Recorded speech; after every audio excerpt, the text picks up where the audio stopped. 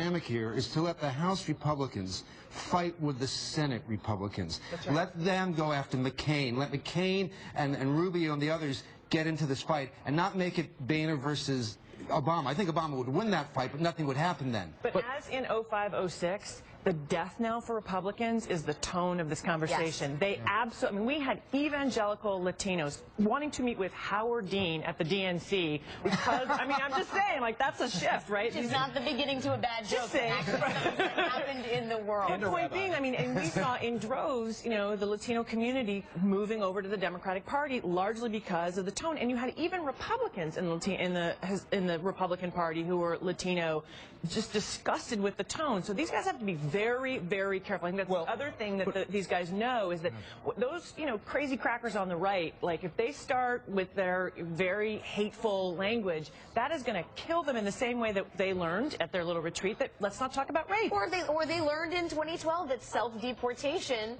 and alligator-filled moats.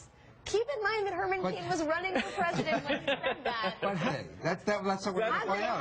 It's at least in the memo. Look at the regionality of this stuff. You look at some of the voices on the Republican side who are for immigration reform. You've got Jeff Flake, Marco Rubio, people who are conservatives but in border areas or John McCain, or places where there's a lot of Hispanic voters. And so they get the politics of this, just like President George W. Bush got the politics of this in a way that Mitt Romney did not. And that's why he got 44% of the Hispanic vote, and Mitt Romney got 27%.